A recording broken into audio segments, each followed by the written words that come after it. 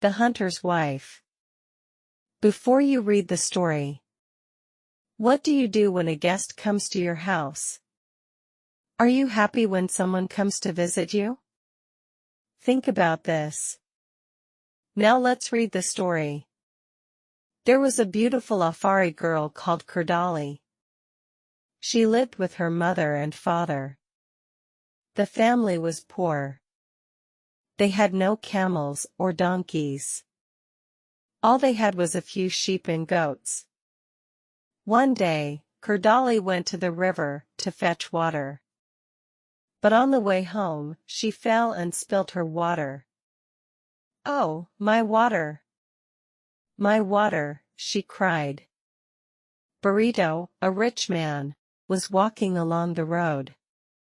He heard Kirdali and went up to her.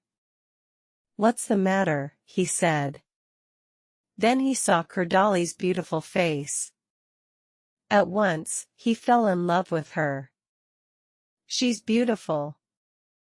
She's lovely," he thought. "I want to marry her." The next day, Boreto sent his uncle to Kirdali's father's house. "My nephew wants to marry your daughter," Boreto's uncle said. "What will he give me for her?" asked Kirdali's father. "He'll give you everything he has," said the young man's uncle. "And how much is that?"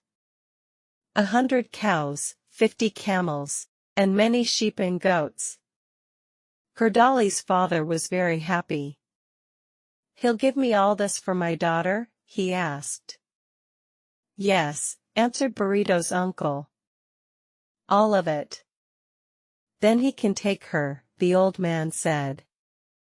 So Boreto gave Kirdali's father all his cows, his camels, his sheep and his goats. He married Kirdali and took her to his house.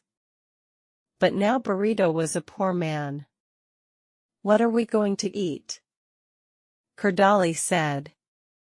"Don't worry," her husband answered. "I'm a good hunter. I'll bring home something for the cooking pot every day." So Boreto became a hunter. Every day, he went out and killed an animal. Every evening, he brought it home and Kirdali cooked it for their supper.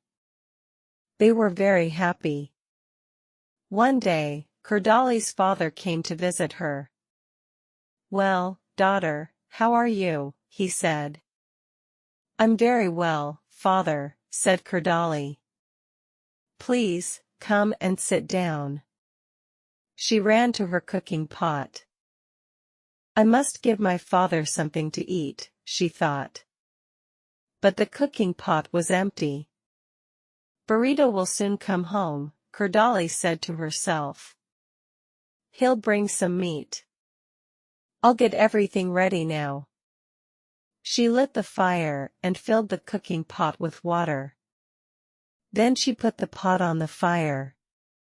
Soon, the water was boiling. It was ready for the meat.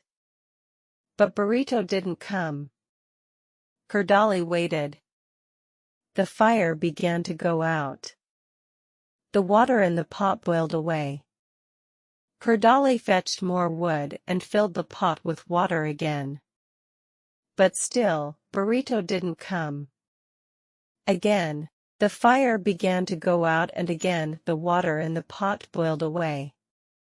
Kirdali put more wood on the fire and more water into the pot. At last, she heard a noise outside. She ran out of the hut. A hunter was walking past.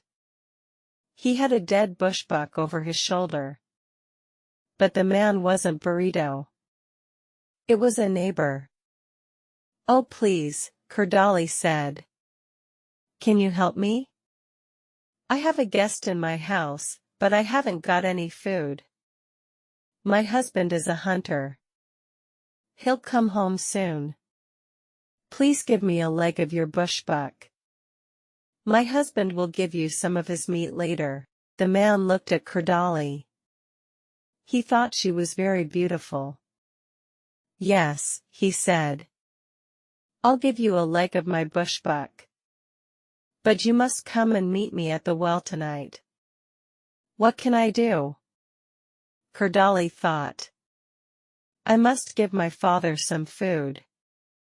All right, she said. I'll meet you at the well. But please, give me some of your meat now.